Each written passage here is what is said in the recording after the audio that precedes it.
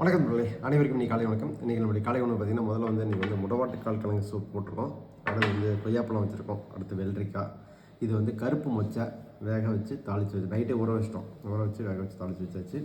இது வந்து சுரக்காய் பொரியல். சுரக்காய் பார்த்திங்கன்னா ஒரு கலராக இருக்குன்னு பார்க்குறீங்க. இது என்னென்னு பார்த்தீங்க அப்படின்னா, இது வந்து நிலக்கடலை வந்து மேலே பொடி பண்ணி தூவிருக்கு. இது வந்து நம்ம பாலகுமாரோட ஐடியா, அவர் தான் போட்டார் இதை. அதுக்கப்புறம் வந்து இது முட்டை பொரியல். ஓகே, இன்றைக்கி மெயின் கோர்ஸ் என்னென்னு பார்த்தீங்கன்னா,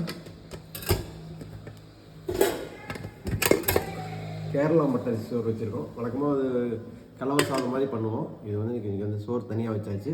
ப்ளஸ் இதுக்கு வந்து பாசிப்பருப்பு போட்டு மிளகு தக்காளி கீரையும் போட்டு ஒரு கூட்டு மாதிரி பண்ணியிருக்கோம். ஸோ இதுதான் வந்து இன்றைக்கி காலை உணவு.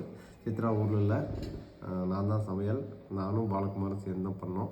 ஓகே, ஸோ இது வந்து இன்றைக்கி இன்னும் ஆள் இல்லைனாலும் இத்தனை நைட்டு செஞ்சிட முடியும். நீங்கள் ஒரு மணி நேரம் மெனக்கட்டிங்கன்னா கண்டிப்பாக பண்ணிட முடியும். நிறையா லேடிஸ் வந்து கேட்குறீங்க, எப்படி செய்கிறது, ஃபுட்டு செய்கிற கொடுக்க முடியுமான்னு சொல்லிட்டு. அதிகபட்சம் 1 மணி நேரம் இல்லை 1.5 மணி நேரம் நீங்கள் மெனக்கட்டிங்கன்னா, but with the support of your husband. அதனால் அதை அவரே இன்வால்வ் பண்ணுங்கள். இன்வால்வ் பண்ணிங்கன்னா இது கண்டிப்பாக உங்களால் தினசரி இந்த உணவை வந்து ரெடி பண்ணிட முடியும். ஓகே.